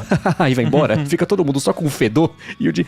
É isso, né? Agora todo mundo que ficou ali na Apple vai ter que limpar a caca percebida. Eu gosto do Liquid Glass, mas deu pra entender, né? Que o cara que inventou isso zarpou lá pra meta ainda por cima. Assim, é que eu não quero... A matéria que eu pensei em escrever assim, eu nunca detestei, nunca desprezei o Alan Dye. Agora eu desprezo. Porque, cara, pelo amor de Deus. A pior coisa que ele fez na Apple foi ter saído pra ir pra Meta, sabe? Então quer dizer que se eu aceitasse aquela proposta da XAI, você ia me detestar também? Não, ia ser pior ir pra Meta. Não, pra Meta eu concordo que ia ser ruim. Mas assim, voltando o negócio do Liquid Glass, eu realmente não sei, pra mim não é esse desastre que algumas pessoas falam, porque na prática todo mundo atualizou. Assim, estou fazendo aspas aéreas, óbvio que não foi todo mundo que atualizou, mas assim, a maioria atualizou, não vi grandes reclamações. A gente que fica na bolha ali, tech e tal, que fica cutucando e tirando screenshot bem na hora ali, que ficou sem ficar legível o negócio, né? Eu tenho muito mais ressalvas com a parte de UX, de como as coisas são organizadas. A quantidade de toques que leva para colocar uma página na lista de leitura do Safari, por exemplo, que é um pet peeve meu. Mas, assim, como design em si, eu não achei ruim. Pelo contrário, eu gostei de fato. Mas aquela coisa, design gráfico é uma coisa, motion graphics, tá tudo bonitinho, mas tem a UX, que não tá aquelas coisas. A gente quer saber de vocês também, que vocês veem, como é que vocês veem isso tudo, se vocês acham positivo, ruim, não sei. O que vocês estão achando dessa história? Eu, apesar de estar otimista sobre o que isso pode significar, ainda não sei o que pensar desse problema maior de que o design não é a única divisão que está perdendo gente adoidado, né? Se você está perdendo pessoas de liderança em todas as áreas e não tem herdeiros aparentes nelas para colocar no lugar, que é um problema de fomentar desenvolvimento de gente de dentro, como que você faz, né? Volta 10 anos no tempo e fala assim, a Apple tá conseguindo contratar ninguém, nem manter ninguém contratado, todo mundo embora pra Meta. Você fala, cara, de onde você veio? O que você bebeu? Então, isso é o principal problema. Eu tô empolgado de ter botado um cara lá que tá meio desconhecido e que espero que, primeiro, dure. Amanhã não chegue a notícia de que ele tá indo pra OpenAI e que ele tenha a vontade que eu imagino que eu estaria se eu estivesse na posição dele de falar, tá, vem, vamos fazer. Mas, sei lá, olhando de fora tudo é fácil, né? Olha, a tendência é semana que vem no A Fonte vocês já falarem. Então, sabe aquele cara lá? Foi pra Meta também. Ou foi pra OpenAI, né? Eu acho, porque aconteceu várias vezes isso, sabe? Eu tenho a impressão que nos últimos 5 meses, todo episódio do A Fonte era... Ah, sabe aquela pessoa de design que tinha ficado no lugar daquela outra que saiu? Saiu também. Uhum. E aí, Exato. não sei se já não vai ser de novo isso, né? Eu acho que a melhor chance é, tipo, esse cara ter algo muito ideológico dele que ele acredita na Apple, que ele tá lá há muito tempo, ele consegue, ele vai fazer e vai acontecer, e ele não tá nem aí se oferecerem muito dinheiro pra ele, porque a missão dele é essa. Eu acho que só assim, porque aí o Alan Dye chega lá na Meta, liga pra ele, sabe a Meta? Então... Vamos tomar um café? Quer vir aqui tomar um café? Aqui tem um café descafeinado melhor que do Café Max. Exato, né? Quando saiu a notícia de que John Gianandrea, que era o diretor de IA da Apple, tá saindo, vamos colocar aqui no lugar o Amar Subramania. Eu pensei, o Mark Zuckerberg tem a chance de fazer a coisa mais engraçada do mundo agora, que é de anunciar a contratação. Porque se o cara ficou 6 meses só na Microsoft, ele passou 20 anos no Google antes disso, né? Então não quer dizer que o cara tá, como a gente vê no mercado aí, cada 6 meses no lugar, né? Mas...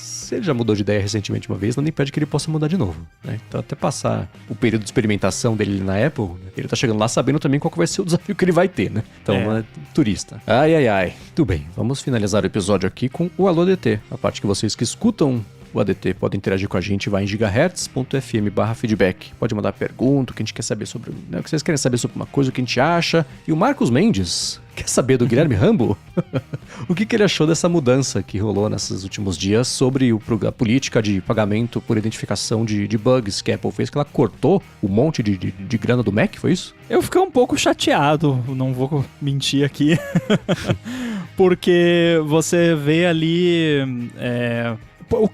eu já vou explicar também porque que, assim, eu fiquei pessoalmente chateado, mas eu acho que faz sentido o que eles estão fazendo. Que, assim, eles falaram assim, estamos focando em vulnerabilidades que têm maior potencial de impacto de explorabilidade na vida real. Que é, de fato, que algum bad actor lá ia pagar pra você vender um exploit pra eles criarem um malware pra fazer alguma coisa errada. Basicamente é isso. E aí, por conta disso, eles acabaram diminuindo significativamente o bounty de algumas classes de vulnerabilidades que, casualmente, são várias das que eu já reportei no passado.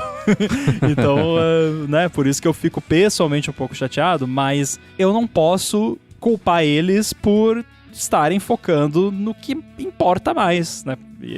Assim, todo problema de segurança é um problema de segurança, mas tem problemas de segurança e problemas de segurança.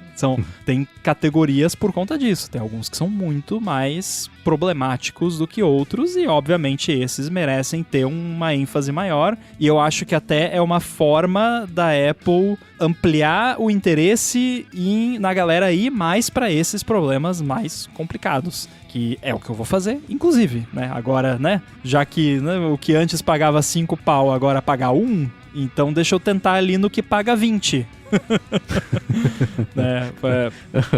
Assim, tem... Por exemplo, você pegar a categoria de browser, Web Content Code Execution, que seria você executar código arbitrário dentro do processo que processa o conteúdo web no Safari. $10.000. Ok. Agora, a categoria um pouquinho acima disso, que é Web Content Sandbox Escape, que seria você conseguir executar código dentro desse processo e sair da sandbox desse processo, $300.000. Então, é um salto, assim, significativo. Então, né, é interessante. E aí, se você for reparar na tabelinha e comparar como era antes você tinha ali valores de 5 mil, valores de 10, tinha mais valores de 10 mil. Agora é tudo, tipo, 300 mil, 2 milhões, 1 milhão. São só realmente os exploits brabo, de verdade, assim. Então, né, acho que é uma atualização válida, justa. Não vou dizer bem-vinda, porque eu particularmente gostaria que continuasse né, os exploits antigos, né, podia ter deixado aqueles como estavam. Mas enfim, pela minha experiência também, eles costumam ser... ter um bom senso de avaliar, às vezes quando você manda uma coisa que tá fora das categorias, eles fazem um bem bolado ali, toma aqui uns $2.000 de consolação, né? $2.000 consolam, às vezes. Pensei na foto do doutor secando o choro com o dinheiro no rosto. Né? Exatamente. E outra coisa bacana também são os target flags, que daria pra ficar 2 horas falando a respeito, mas é assim, tem um esqueminha, tem um jeitinho de você comprovar cientificamente, matematicamente, que você conseguiu executar determinado tipo de exploit. E se você mandar um report para eles com essa comprovação, assim que eles verem o seu report, você é pago. Tipo, não precisa esperar corrigir, não precisa esperar validar, porque o processo tradicional leva meses, porque eles precisam avaliar, daí eles reproduzem, aí corrige, aí publica o CVE, aí você recebe o bounty. Se você conseguir comprovar dessa forma, com esses target flags, que é uma comprovação matemática, no fim das contas, você recebe na hora, tipo, tá aqui o target flag, beleza, é isso? Toma, tá aqui o seu pagamento. Aí já achei bem interessante, né? Então, claro que são exploits mais difíceis, você fazer essa comprovação matemática também não é tão simples, porém, por outro lado, eu acho que até facilita para quem não tem tanta experiência com esse tipo de exploit mais avançado, porque eles estão te dando uma forma de você comprovar para a Apple que você conseguiu executar o exploit, mas você consegue comprovar para você também. Então, você vendo o target ali no crash report, que geralmente é a forma como ele aparece, você tem uma comprovação para você que você conseguiu executar o negócio. Porque se não tivesse isso, às vezes você poderia não ter certeza que deu certo, ou teria que avançar mais no exploit para conseguir executar alguma coisa que de fato eles considerariam como um exploit depois de fazer uma verificação manual e tudo mais. Então, com isso é matemática. Ou funcionou ou não funcionou. Não tem meio termo, e aí se funcionou, tá ali, você tem a prova por A mais B, manda pra eles e recebe a grana. Gostei disso. A gente vai deixar o link da página onde eles explicam o negócio dos target flags, mas é basicamente como se fosse uma chavezinha criptográfica que fica numa área da memória lá do sistema, que se você conseguir escrever esse valor em algum lugar, ou ler esse valor de algum lugar que não deveria poder ler, e isso aparecer num crash report, o que é fácil de você fazer isso acontecer assim que você tiver esse acesso, tá comprovado e eles conseguem matematicamente verificar que você executou o exploit. Bem Gostei inteligente. É você comprovar que você pegou um dado que você só teria como ter esse dado se você tivesse, de fato, quebrado algum tipo de... acessado alguma coisa que não podia. Então você fala, putz, não, tá certo. Ele tá com a foto da lontra aqui e essa foto tá dentro do cofre, então só pode ser que ele abriu o cofre e tá com a foto, vou pagar logo. Curti. Isso é baseado no conceito de Capture the Flag, que é uma brincadeira... Eu falei brincadeira aqui, né? Não é uma brincadeira, mas tem muita gente que faz como brincadeira, que muitas competições de hacking fazem, que tem uma flag, que pode ser um número, pode ser uma senha, pode ser uma foto de uma lontra, pode ser um monte de coisa, e aí você só vai conseguir acessar essa flag executando algum tipo de exploit, e se você tiver acesso a essa flag, você comprovou por A mais B que você tem aquilo, e então não tem como negar que você de fato executou o exploit. E aí eles trouxeram isso para um contexto. Eu ainda acho que podia ser um pouquinho mais divertido, podia ser, sei lá, uma foto do Tim Cook, alguma coisa assim. Mas enfim, um númerozinho tá valendo, o importante é funcionar.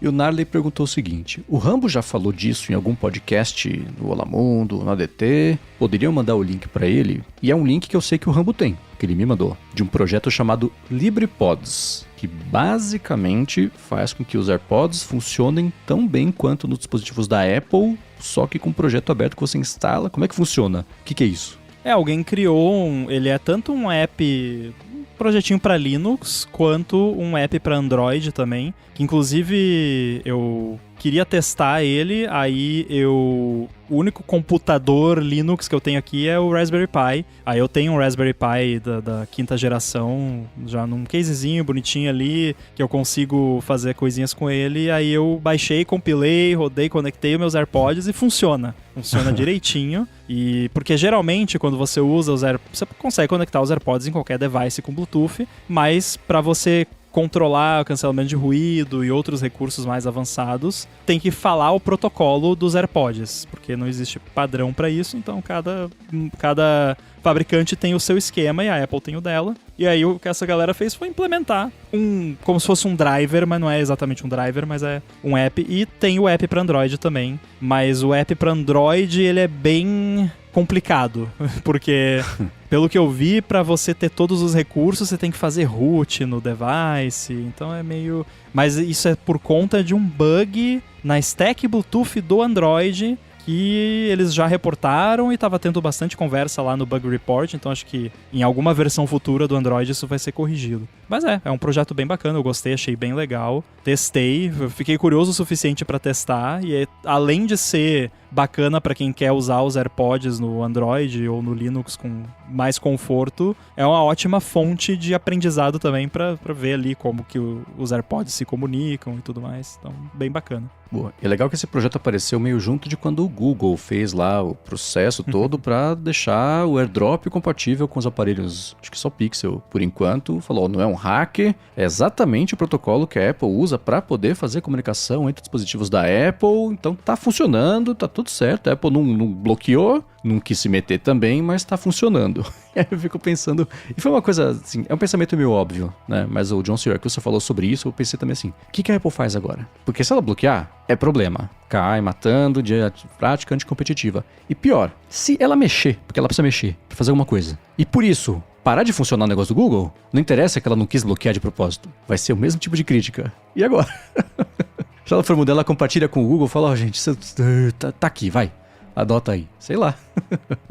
Eu achei muito curiosas as reações a isso, porque é muito diferente o pensamento de alguém que não acompanha como essas coisas funcionam de fato, porque eu vi essa notícia e achei, pô, legal, é isso, tipo, sabe... Porque eu vi muita gente apavorada, tipo, ai meu Deus, o AirDrop é inseguro, o Google hackeou... Gente, é um protocolo, se comunica via Wi-Fi. Não tem, sabe, não é um protocolo aberto, tudo bem, mas protocolo é protocolo. Se você implementar o protocolo, vai funcionar. E foi o que o Google fez. E só funciona com o esquema lá de todo mundo para receber, porque a parte de contatos e o seu device, porque tá no seu Apple ID, não tem como eles fazerem, porque não faz parte do protocolo. É algo interno do seu device e da sua conta. E aí isso eles não têm como fazer no Android, porque eles não têm ali as chaves criptográficas da sua conta, do iPhone e tudo mais. Mas a parte de pega esse arquivo e joga pra lá via Wi-Fi, tô simplificando absurdamente, mas porque usa Bluetooth também pra fazer o handshake inicial, mas não é bruxaria, né? Não é feitiçaria, é tecnologia. Então, qualquer... né, eu já tenho até, eu tenho certeza, se você procurar no GitHub, você vai achar, de anos atrás, alguém implementou lá sim. um negocinho de linha de comando em Python, é sempre em Python, que consegue fazer a comunicação do AirDrop, mandar arquivo. Não tem mistério e também eu mesmo que, digamos, né, eu não acho que a Apple faria e nem acho que ela quer, mas digamos que a Apple quisesse bloquear, né, tô muito pé da vida com o Google, vamos bloquear esse negócio. Não tem como. Não tem como bloquear um protocolo que está em uso em milhões, quiçá bilhões de devices no mundo inteiro. Porque se eles bloquearem, entre aspas, a forma como o Google está fazendo, a forma como o Google está fazendo é a forma como os iPhones fazem, como os devices da Apple fazem. Então, se eles bloquearem, eles vão bloquear os devices da Apple também. Ah, mas daí vai atualizar. Mas e device antigo que não atualiza? Eu troco arquivo de AirDrop aqui com um Mac Intel antigo que eu uso para testar versões antigas. Eu rodo o macOS Mojave no Mac Intel e troco o arquivo com o meu Mac que tá rodando o macOS Tahoe. E funciona. Então, não vão bloquear, vai continuar funcionando. O pior que pode acontecer é a Apple atualizar essa parte do protocolo quando você transmite para todo mundo, e numa versão mais nova do sistema, e aí o device Android talvez não consiga mandar ou receber, mas mesmo assim ia afetar devices da Apple também. Então, a partir do momento que você tem um protocolo, não tem como. O Google implementou o protocolo e vai funcionar, e é isso. Não tem o que a Apple possa fazer que não vá também prejudicar usuários de iPhone. Ok. E pra finalizar o Alô DT, o Content mandou o tipo de pergunta que ele sempre manda e falou o seguinte: vocês têm alguma garrafa, algum copo de estimação? Ele fala que tem um copão térmico da Tervis que ele comprou na Coca-Cola de Atlanta. Lá se vão 14 anos. E aí? Tá aqui, todo mundo já viu a minha garrafinha térmica do Ted Lasso que eu comprei na Warner. É nova, relativamente nova, porque eu comprei ano passado, porque eu tinha uma antes que era... Eu tenho certeza que vem do mesmo lugar, provavelmente na China. Deixa eu ver aqui. Made in China. Tá meio tapado pela etiqueta, mas dá pra ver. Então, é um white label que a galera imprime o que quer, mas é uma garrafinha muito boa, porque ela acho que é mais ou menos 1 litro de água que cabe, e é impressionante a quantidade de tempo que a água fica gelada dentro dessa garrafinha. E a da Apple que eu tinha antes, que era basicamente o mesmo produto, só que em vez de ser o do Ted Lasso era o logo da Apple, também era muito boa, só que aí a pintura tava descascando já tava bem velhinha, aí eu troquei, porque aquela eu acho que eu tinha desde 2018, que foi a primeira vez que eu fui pra lá, comprei, aí durou um bom tempo. Essa aqui eu levo pra todo... Foi pro Japão comigo, vai pra todo lugar que eu vou, né? Eu só tenho que lembrar sempre de esvaziar antes de passar no raio-x do aeroporto, o que já esqueci. Putz. E aí é chato, que daí tem que voltar, passar de novo, né? Nossa, então, ou beber tudo ou ficar no banheiro do avião a cada 15 minutos. Em Portugal, voltando da França, essa última viagem, quando fui passar no raio-x em Portugal, eu esqueci de esvaziar. Que bom que foi em Portugal, porque daí pelo menos a comunicação não é tão ruim, né? Sim. Mas aí, volta ali, esvazia e passa só a garrafa, né? Aí eu voltei ali, bebi a água e passei. Então, tá respondido. É a garrafinha térmica do Ted Lasso. E importante para todo mundo que usa garrafinhas assim, lavem, né? Pelo menos uma vez por semana. Com água, sabão, detergente, uma aguinha quente, às vezes. É importante. Sim, sem dúvida. É de aço inox, mas não é mágico. Exatamente. Pra mim, eu tenho algumas dessas de estimação, assim, mas também elas são um exercício de desprendimento, né? Porque é aquilo que eu falo, assim, nossa, eu adoro, se quebrar, puxa, não. Eu tinha 2 taças Martini pra tomar meus dries aqui em casa, que eu adorava, note que tá no passado, né? Que um amigo meu, ele nem mora no Brasil mais, ele me deu em 2017, era 18 talvez. Cara, era linda, porque ela era não era cristal, eu acho, mas era um vidro bem fininho. A haste, ela não era um cilindro, ela era toda sextavadinha, assim, então era gostoso de segurar, de pegar. Era linda. Tinha 2, desde 2017, 18 até agora. Faz, sei lá, 3, 4 meses. Eu tava lavando, acho que a gente falou sobre isso no Tantan, talvez. Eu tava lavando, daí eu fui manobrar ela pra tirar de dentro da cuba pra poder passar uma água, e eu bati a base dela na ponta da pia. Arrancou, cara, liso. Foi... A hora que eu olhei, tava faltando a base caiu dentro da pia. Falei, putz, mas foi um corte limpíssimo, assim, não quebrou nada, não trincou nada, só saiu. Aí eu tenho que fazer essas a base. Taças de Martini, assim, principalmente quando é esse vidro fininho ou cristal, as que eu tenho aqui, eu tenho quase certeza que são cristal, porque elas são bem fininhas e faz aquele barulhinho. Sim. Cara, só de você olhar pra esse negócio já quebra. É Nossa, bizarro. sim. Eu tinha, eu acho que umas 8, sei lá, e só tem mais umas 4.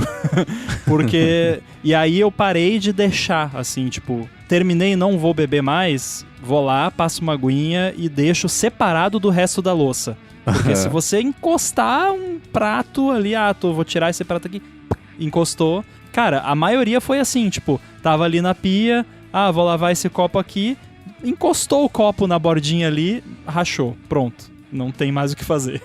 É muito fácil de quebrar. Aí eu tinha a segunda, né? Tava guardada, bonitinha. Cara, deu 3 semanas eu quebrei essa também. Mesma coisa, tava lavando e tal, pus ela no canto, vi pra cá, a hora que eu virei pra cá, eu bati nela, ela tombou pro lado e quebrou também. Eu tô sem taça de martini, que na verdade eu tenho, que é a taça de Irish Coffee, por exemplo, que ela é abauladinha, arredondada embaixo, que não é a taça martini clássica, né? Então eu tô tomando com essa até eu achar um copo que eu goste, que eu ache bonito, que mereça morar aqui em casa, né? De xícara, caneca, assim, eu tenho uma que eu tô usando hoje, inclusive, que é da Next, que é da empresa que o Steve Jobs fundou quando ele foi expulso da Apple. E essa xícara é de 1985, de quando saiu mesmo, a empresa foi feita e eles fizeram material promocional e foi uma dica de fim de ano do Stephen Hackett, que ele achou no YouTube, ó, no eBay. Eu comprei. E essa eu uso só de vez em quando, tô usando hoje só porque o Content tinha feito essa pergunta. Perigo ficar usando.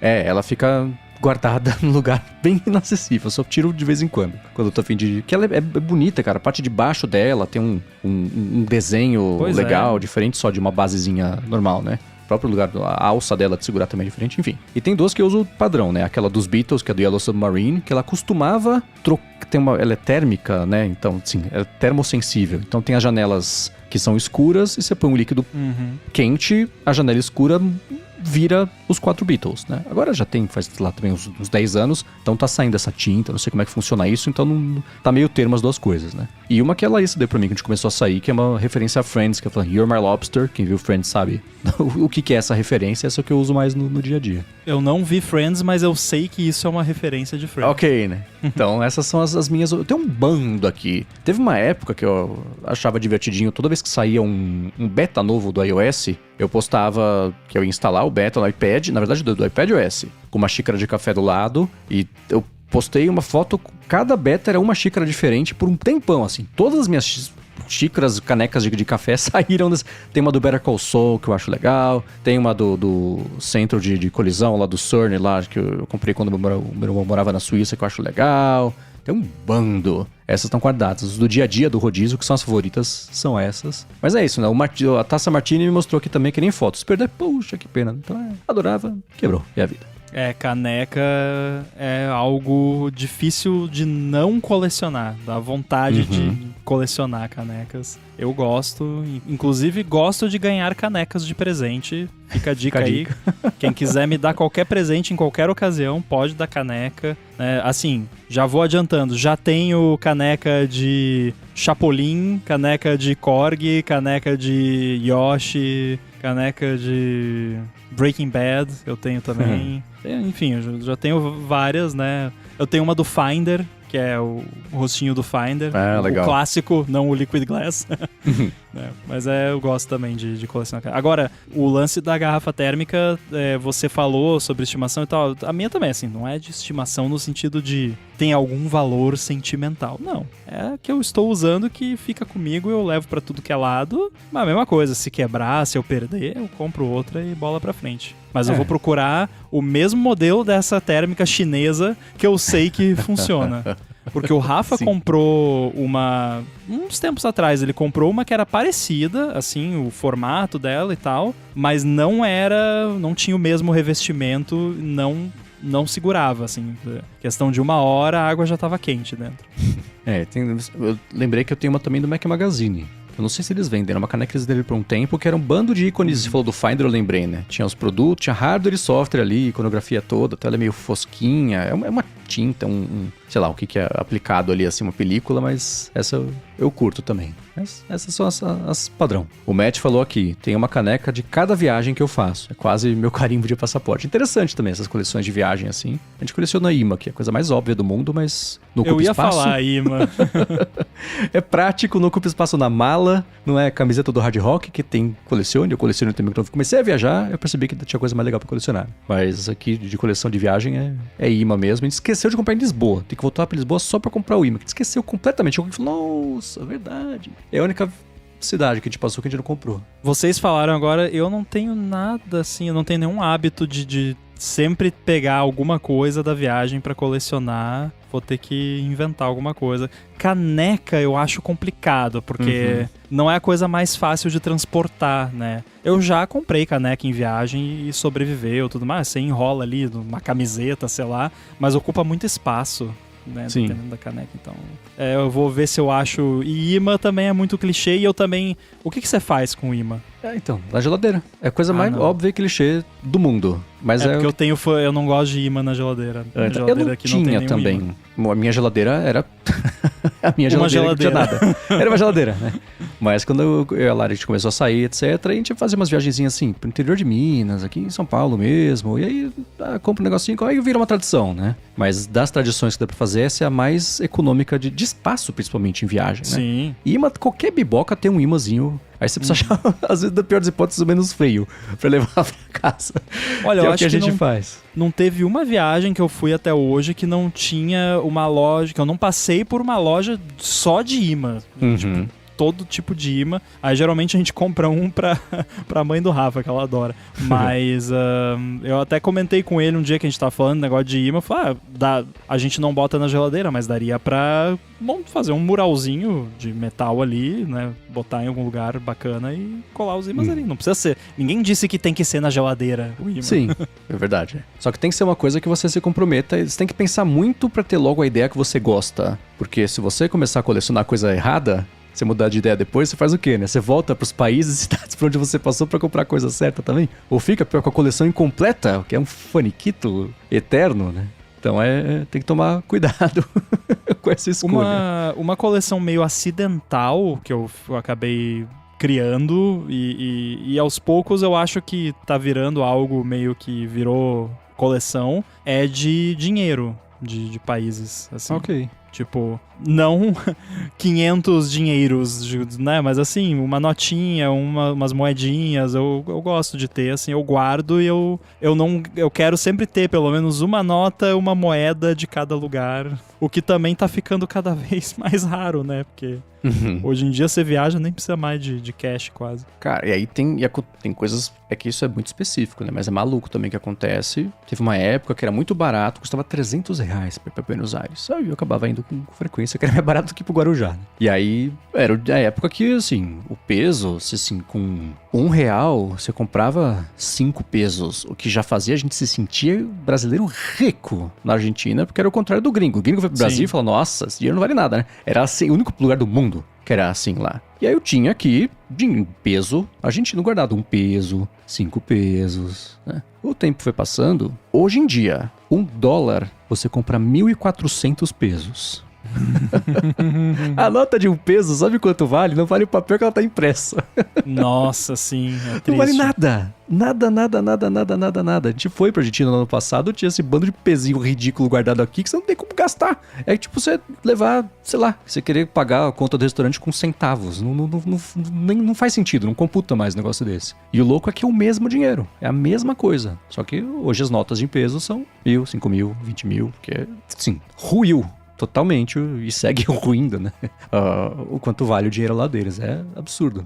Muito bem, para achar os links de tudo que a gente comentou ao longo do episódio, vai em gigahertz.fm/ADT/459 ou também dá uma espiada nas notas do episódio no seu player de podcasts. Obrigado, ExpressVPN, pelo patrocínio do episódio de hoje. Obrigado a vocês, que por mais um ano quase inteiro que acompanharam a gente. Estamos chegando pertinho do final do ano, quer dizer que já vai ter o Prêmio ADT tradicionalíssimo, cobiçadíssimo Prêmio ADT Melhores do Ano. Semana que vem, mais detalhes a respeito disso. Obrigado a vocês que deixam reviews, avaliações, quem recomenda também o ADT. E obrigado a você, Rambo, por mais uma co-apresentação do episódio. Valeu, eu tô lá no mastodon.social, @inside, também apresentou lá Mundo aqui na Gigahertz. Boa, seguindo com agradecimentos, obrigado ao pessoal da Edição que acompanha a edição sem edição, porque está em gigahertz.fm/apoio. Obrigado, Eduardo Garcia, pela edição de mais um episódio. Para falar comigo, MVC Mendes no Threads. Apresento por aqui o Área de Trabalho, também o A Fonte. Apresento para a Alura o IA Sob o Controle. E vocês acham meus textos no 9to5 Mac. Tudo dito e posto, a gente volta na semana que vem. Valeu!